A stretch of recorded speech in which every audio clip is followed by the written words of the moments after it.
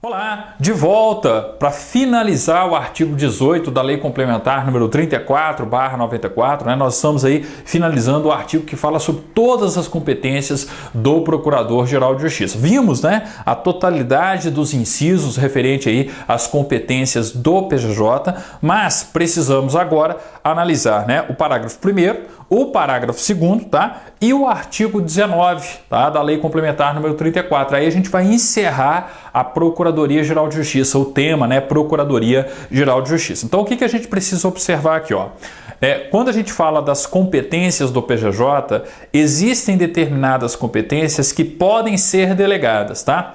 É uma questão muito comum de concurso? Não é não, tá? Só que tem um detalhe, é aquela questão que se cai, poucas pessoas acertam, tá? E muitas erram. Ou seja, pode ser uma questão que venha a fazer uma enorme diferença no concurso de vocês, tá? Então, ó, eu tenho que lembrar, de uma maneira geral, pelo menos as mais importantes, tá? O que pode ser delegado e o que não pode ser delegado pelo Procurador-Geral de Justiça. Aí vem o parágrafo 1º. Ó. O parágrafo 1º fala o seguinte, ó. As funções indicadas nos incisos 11, 12, 16, 17, 21, 22, 29, 31, 32, 35, 36, 38, 41, 42, 43, 44, 45, 46 e 52 desse artigo poderão ser delegadas. Aí todo mundo falou assim, delegadas para quem? Em regra, eu estou falando de delegação para o Procurador-Geral de Justiça Adjunto Jurídico, o Procurador-Geral de Justiça Adjunto Administrativo, o Procurador-Geral Adjunto de Justiça Institucional, tá? Que numa analogia à organização do Poder Judiciário, é como se fossem os cargos de direção do Ministério Público, tá certo? Então eu estou falando de delegação. Aí, gente, é claro que vocês não precisam decorar, né, a totalidade dessas delegações. Mas é sempre bom, na hora que vocês estiverem estudando o artigo 18, sempre do lado de cada um desses incisos, colocar assim, ó, pode ser delegada pelo PGJ, pode ser delegada pelo PGJ, para vocês perceberem ao longo do estudo aquilo que pode e aquilo que não pode ser delegado. Então, olha só o que a gente tem que observar, ó. O inciso 11 pode ser delegado? Pode. E o que é o inciso 11? Uma questão lógica, uma questão administrativa. Olha só, 11. Ao PGJ compete praticar atos e decidir questões relativas à administração geral e à execução orçamentária do Ministério Público, tá? Todo chefe de instituição pode delegar isso aqui. Qualquer regimento interno de tribunal que vocês estudarem, eu vou ter a mesma possibilidade de delegação, tá? Então, estou falando de uma questão natural, uma questão inerente à administração da instituição. O 12 também está lá, entre os que podem ser delegados. E mais uma vez a questão administrativa, natural, ó, praticar atos de gestão administrativa e financeira, tá? Então podem ser delegados? Podem, mas a questão natural, a questão óbvia, tá? Aí é o seguinte, em termos de concurso, o 16 já passa a ser mais interessante. Então, ó, asterisco no 16, cuidado com o inciso 16, ele pode ser delegado pelo PGJ. E o que eu tenho aqui, ó?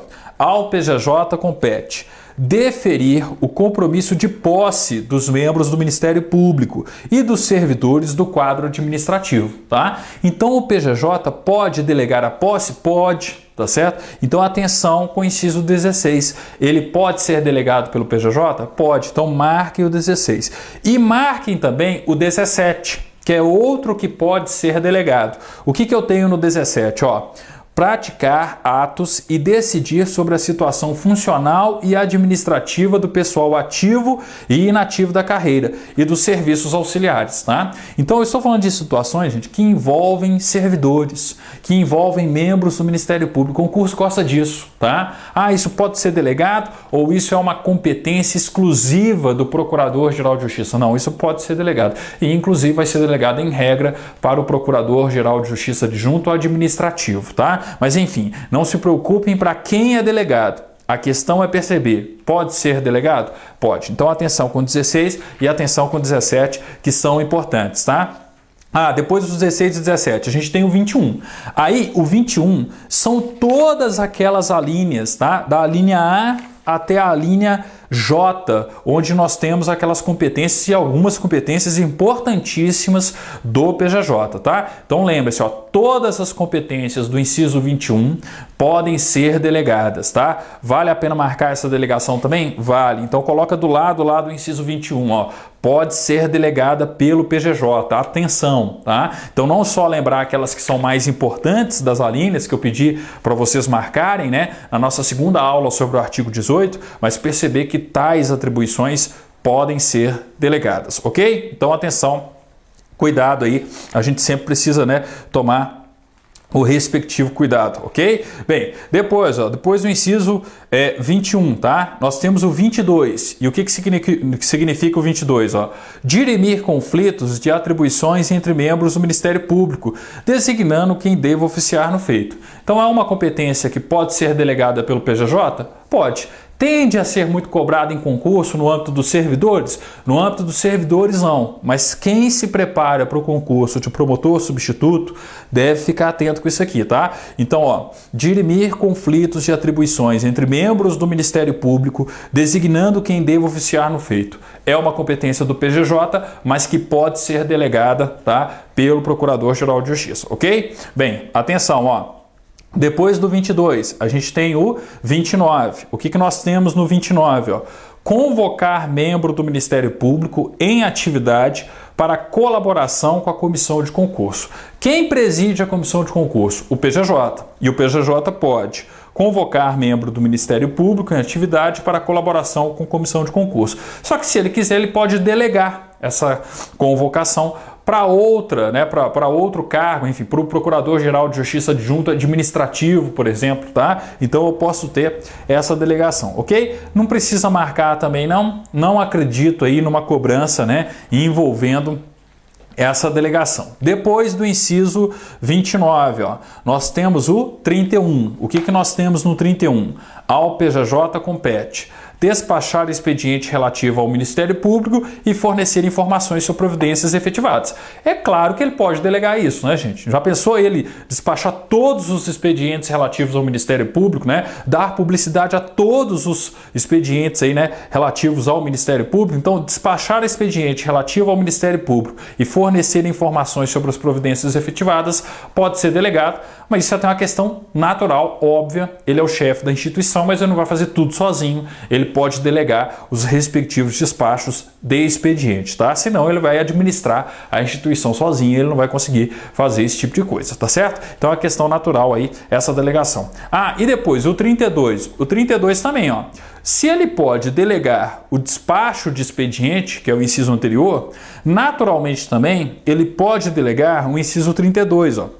Dar publicidade ao protocolo, à movimentação e aos despachos que proferir nos expedientes cíveis e criminais que lhe forem diretamente dirigidos, tá? Se ele pode, né, delegar, então naturalmente ele pode delegar também em virtude aqui do inciso 32. Se ele pode delegar os despachos de expediente relativos ao Ministério Público, ele pode delegar também dar publicidade ao protocolo, à movimentação e aos despachos que proferir nos expedientes cíveis e criminais que lhe forem diretamente dirigidos, ok? Bem, depois do 32, nós temos o 35. O 35 vale a pena marcar. Eu já pedi para vocês marcarem, porque é uma competência importante. E lembra, ó, o PGJ pode delegar tal competência? Pode, ó. Inciso 35, designar outro procurador ou promotor de justiça para funcionar em feito determinado de atribuição do titular com a concordância deste. Aquela situação importante que a gente analisou na competência do PGJ. E lembre-se, ele pode delegar? Sim, pode delegar essa competência, tá, de designar outro procurador ou promotor de justiça para funcionar em feito determinado de atribuição do titular com a concordância deste, ok? Bem, então marquem aí o 35. Ah, e o 36? O que a gente tem no 36? Ó, dispor a respeito da movimentação dos promotores de justiça substitutos no interesse do serviço, tá? Então ele pode delegar essa competência de dispor a respeito da movimentação dos promotores de justiça substitutos. Para o concurso de servidores do Ministério Público, não é uma delegação importante, tá? Mas para o concurso de membro do Ministério Público, promotor de justiça substituto, vale a pena lembrar que essa competência do PGJ pode ser delegada, ok? Continuando, ó. Depois, né, do 36, a gente tem o 38. Aí o que a gente tem no 38? Ó? Inciso 38. Ao PGJ compete despachar os requerimentos de inscrição para a promoção, remoção ou permuta formulados por membros do Ministério Público, tá? Então eu estou falando dos pedidos, né, de progressão na respectiva carreira, de promoção, de remoção, enfim, né? Estou falando dos despachos de requerimentos aí de inscrição para promoção, remoção ou permuta formulados por membros do Ministério Público. Pode ser delegado? Pode. Mais uma vez, ó, para o concurso de servidores não é tão importante assim, mas para o concurso de promotor de justiça substituto deve ser observado, deve ser aí marcado por parte, né, de vocês que estão estudando para o concurso. Bem, continuando, gente, o que a gente precisa observar em termos práticos aqui de delegação do PGJ? Qual que é o próximo inciso? Ó? O inciso 41. E o que a gente tem no 41? Ó? Interromper por conveniência do serviço, férias ou licença, salvo por motivo de saúde, de membro do Ministério Público e de seus servidores. Podem marcar. Então lembrem-se, ó, interromper por conveniência do serviço, férias ou licença, salvo por motivo de saúde, de membro do Ministério Público e de seus servidores, é uma competência do PGJ que pode ser delegada. Marquem, tá? Todos os concursos, ó, marquem. É uma questão importante, tá? Outra questão importante e que também pode ser delegada. 42. O que a gente tem no 42? Ó? Ao PGJ compete autorizar os membros do Ministério Público a ausentar-se do país. Então ele pode delegar essa atribuição, essa competência de autorizar os membros do Ministério Público a ausentar-se do país, tá? Da mesma forma, marquem o 43, que também pode ser delegado, ó. Autorizar um membro do Ministério Público a ausentar-se da Procuradoria ou da Promotoria de Justiça justificadamente pelo prazo máximo de 5 dias úteis. Então ele pode delegar essa atribuição, essa competência também, tá? Depois, ó, inciso 44, ó. Designar membros da instituição para plantões em finais de semana, em feriados ou em razão de outras medidas urgentes. Pode ser delegado, tá? Também pode ser delegado. Agora, é uma questão mais importante para o concurso de promotor, tá? Para o concurso para promotor de justiça substituto. Servidores, como não envolve o servidor, pode ser que vocês não tenham esse tipo de cobrança na prova, tá? Mas lembre-se, ó, pode ser delegado? Pode ser delegado pelo PGJ, tá? Depois, né, do inciso 44, na verdade, né, vai do 41, ó, até o 46. Então, depois do inciso 44, a gente tem, ó, o 45. Decidir sobre a escala de férias e a atuação em plantões forenses propostas pelas procuradorias e pelas promotorias de justiça, tá? Pode ser delegado pelo PGJ? Pode. Mas aqui, ó, questão muito interna, no máximo, isso seria cobrado, na minha opinião, para o concurso de promotor de justiça, tá? E o 46, ó, conceder férias prêmios, licenças, afastamentos adicionais e outras vantagens previstas em lei. Isso vale tanto para membro quanto para servidores. Então podem marcar, ó. Compete ao PGJ conceder férias prêmio, licenças, afastamentos adicionais e outras vantagens previstas em lei. E pode ser delegado? Pode ser delegado, tá? Então lembre-se do inciso 46, é uma questão importante. E o último que pode ser delegado, segundo o parágrafo 1º do artigo 18, né, é o inciso 52. E o 52 a gente tem outra questão óbvia relacionada à administração do Ministério Público, que é a competência do PGJ para celebrar convênios com os órgãos municipais, estaduais e federais para o atendimento das necessidades da instituição, tá? Então, se ele quiser, ele pode delegar isso, né, para o Procurador-Geral de Justiça Adjunto Administrativo, por exemplo, ou para o institucional, enfim, né, existe aí a possibilidade de delegação, ok, gente? Então, ó, cuidado com o parágrafo 1º, pode ser que ele nem seja cobrado no concurso de vocês, mas aquela questão, quando cai, é a típica questão que poucos acertam e muitos erram. Então pode fazer diferença, tá? Mas, sinceramente, aí, ó, atenção com aqueles que eu pedi que vocês marcassem, tá? Ah, professor, mas com base em quê você pede para marcar? Ora, com base em 7 anos de experiência, tá? Atuando aí nos mais variados concursos públicos em Minas Gerais e no Brasil, e principalmente 7 anos de experiência trabalhando com legislações específicas, regimentos internos, leis complementares que organizam instituições, tá?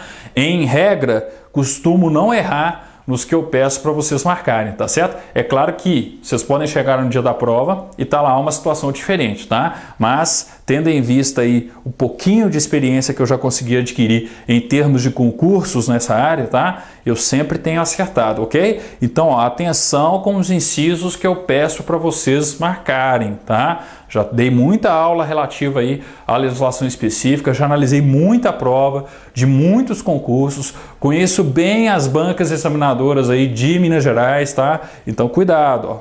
Pode, né, ter essa atenção aos incisos que eu peço para vocês marcarem. Quem já foi meu aluno e quem já fez prova, né, nessa situação, sabe o que eu estou falando, tá? Bem, parágrafo 2º. O que eu estou falando do parágrafo 2º agora? Ó, parágrafo 2º diz, artigo 18, parágrafo 2º. Resolução do Procurador-Geral de Justiça disciplinará o pagamento da indenização decorrente da designação prevista no inciso 44 do caput desse artigo, tá? Então, olha só, resolução do PGJ disciplinará o pagamento da indenização decorrente da designação prevista no inciso 44 do caput desse artigo. O 44 é aquela questão do plantão, tá? Olha só, 44, ó, ao PGJ compete designar membros da instituição para plantão em finais de semana, em feriados ou em razão de outras medidas urgentes, tá? Então eu vou ter uma resolução do PGJ disciplinando como que é o pagamento do plantão decorrente aí da competência do inciso 46. A questão é a seguinte, tá? A questão é a seguinte: em termos práticos, o concurso não pode cobrar isso de vocês. Por que o concurso não pode cobrar isso de vocês? Pelo seguinte, ó, olha só a informação que a gente encontra na legislação. Parágrafo com redação dada pelo artigo 1º da Lei Complementar número 99, de 14/8 de 2007. E o que nós temos com relação a essa Lei Complementar número 99, de 14/8 de 2007? Ela está com a sua aplicabilidade suspensa pelo Supremo Tribunal Federal. Então, o que eu tenho que observar? Se eu tenho uma aplicabilidade suspensa pelo Supremo Tribunal Federal, ela está suspensa do ordenamento jurídico e, naturalmente, não pode constar do concurso. Se eu tenho uma questão referente aí, né, à Lei Complementar número 99, é uma questão que deveria, em tese, ser anulada, porque a suspensão retira ela naturalmente do ordenamento jurídico temporariamente, tá? Eu tenho que lembrar que é uma decisão provisória do Supremo.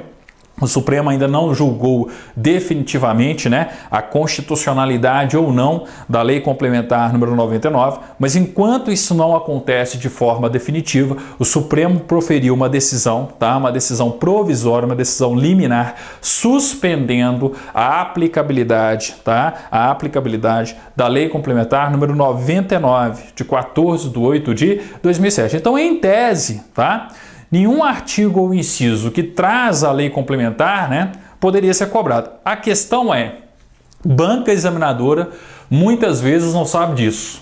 Examinador muitas vezes vai passar batido aqui e vai fazer uma questão, por exemplo, com o parágrafo 2º ou com qualquer outro dispositivo, tá, que seja decorrente de uma inclusão da Lei Complementar número 99, tá? Que seja decorrente de uma alteração da Lei Complementar número 99, tá? Então, em termos de concurso, tendo em vista a tradição das bancas examinadoras, tá?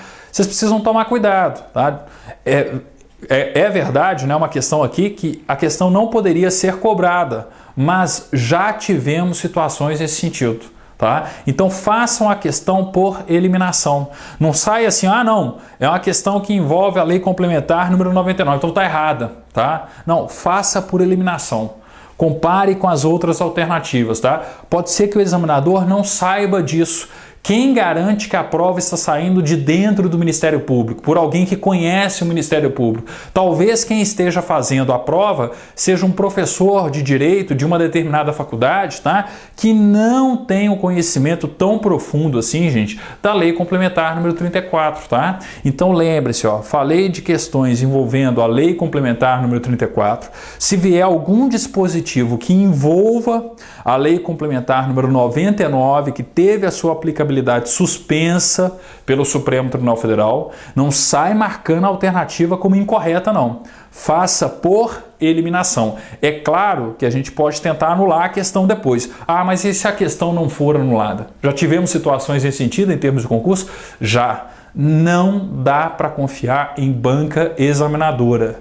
Confiem no taco de vocês, façam a questão por eliminação. Sempre procurem marcar a mais correta, a mais errada. Isso faz parte do jogo. Quem é concurseiro, quem já está aí há algum tempo, sabe disso, tá? Então você tem que não só ter todo o conhecimento necessário, mas também ter maldade na hora de fazer concurso, ter maldade para fazer questão, tá? Então faça por eliminação, tá? É o conselho, a sugestão que eu dou aí para vocês, ok? Bem, com isso, finalizamos o artigo 18 da Lei Complementar, número 34, do pequeno, entre aspas, artigo 18.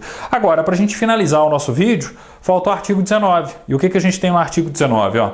O Procurador-Geral de Justiça apresentará, no mês de abril de cada ano, o Plano Geral de Atuação do Ministério Público, destinado a viabilizar a consecução de metas prioritárias nas diversas áreas de suas atribuições. Tá? Uma questão importante, é uma ferramenta de planejamento do Ministério Público, tá? O Plano Geral de Atuação do Ministério Público. Então é importante aqui lembrar o seguinte, ó, o PGJ apresentará até o mês de abril. Tá? Então, ó, o Procurador-Geral de Justiça apresentará no mês de abril de cada ano o Plano Geral de Atuação do Ministério Público, destinado a viabilizar a consecução de metas prioritárias nas diversas áreas de suas atribuições. Aí vem o parágrafo único, ó. O Plano Geral de Atribuição, desculpe, gente, ó, o Plano Geral de Atuação, então, ó, o Plano Geral de Atuação será elaborado com a participação dos Centros de Apoio Operacional, das Procuradorias e das Promotorias de Justiça e aprovado pela Câmara de Procuradores de Justiça. O importante aqui é o parágrafo único. Percebeu o seguinte: quem aprova o Plano Geral de Atuação do Ministério Público, que é essa ferramenta de planejamento, tá, do Ministério Público. O Plano Geral de Atuação do Ministério Público, ele é aprovado pela Câmara de Procuradores de Justiça. Se cair o artigo 19, grande chance de ser o parágrafo único e, sobretudo, quem aprova? Quem aprova? A Câmara de Procuradores de Justiça, ok? Gente, cuidado, atenção, tá? Devemos ter pelo menos uma questão, né, envolvendo aí as atribuições do PGJ, que seja uma questão comparativa com outros órgãos do Ministério Público, tá bom? Obrigado, até o nosso próximo vídeo, quando a gente começa a falar do Colégio de Procuradores de Justiça. Obrigado e até mais.